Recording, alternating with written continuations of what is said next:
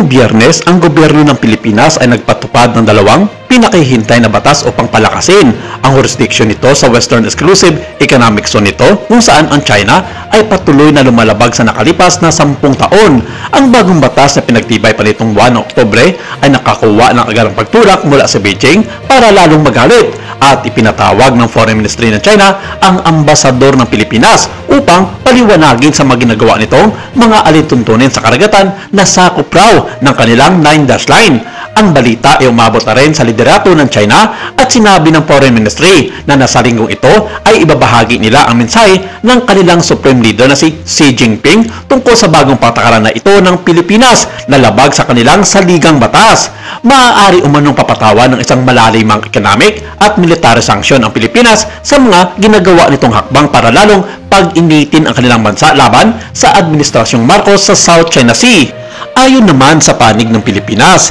hindi raw dapat mag-asal ang China na parang sila pa ang may karapatan sa Exclusive Economic Zone ng Pilipinas dahil unang-una, tumatalima lamang ang bansa sa patakaran ng United Nations at aprobado na lahat sa international community. Ang saad ni Pangulong Marcos sa isyong ito, "With these pieces of legislation, we align our domestic laws with international law, specifically the United Nations Convention on the Law of the Sea or UNCLOS, improve our capacity for governance, and reinforce our maritime policies for economic development and for national security. Our people, especially our fisher folk, should be able to pursue their livelihood free from uncertainty and harassment." Ang pinakabago at improvised Maritime Zone Act ay formal na nagtatalaga ng mga hangganan ng zonang pang-ekonomiya ng Pilipinas, at ang bagong Archipelagic Sea Lane Act ay naglalarawan ng isang hanay ng mga itinalagang sea lane para sa pagpapadala ng merchant. Habang ang Exclusive Economic Zone ng Pilipinas ay mahusay na tinutukoy sa ilalim ng UNCLOS,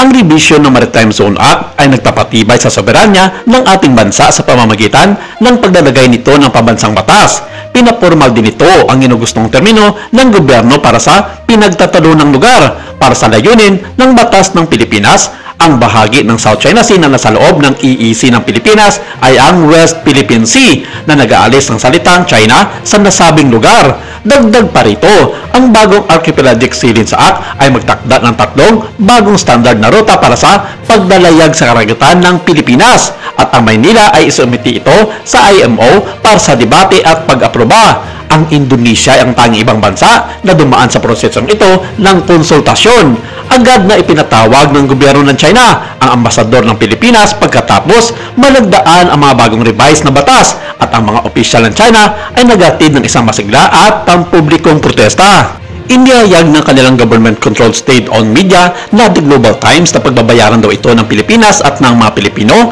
ang mga ginagawang panininilang sa international community tungkol sa mga maling ginagawa nito sa South China Sea. Inaangkin ng China ang soberanya sa halos lahat ng South China Sea na binanggit ang kasaysayan ng nabigasyon aktibidad ng China sa rehiyon. Ang lugar ng pag-aangkin nito ay sumasaklaw sa mga international na tubig at mga exclusive economic zone ng mga kapitbahay nito hanggang sa 1,000 milyang dagat ang layo mula sa mainland ng China. Iginigiit ng Beijing na ang UN Convention on the Law of the Sea ay nagpapatunay sa pag-aangkin na nakabatay lamang sa kasaysayan nito, ngunit ang kasunduan ay nakabatay sa mga pisikal na distansya at walang teksto tungkol sa mga makasaysayang kaganapan. Ang permanenteng hukuman ng arbitrasyon sa dahag ay nagpasya laban sa malawakang paghahabol ng China noong 2016. Gayunpaman, patuloy na sinusubukan ng China Coast Guard na ipatupad ang kontrol ng China sa Exclusive Economic Zone ng Pilipinas gamit ang water cannoning, ramming, boarding at pagkumpiska sa masasakyang pandagat ng mga mangingisdang Pilipino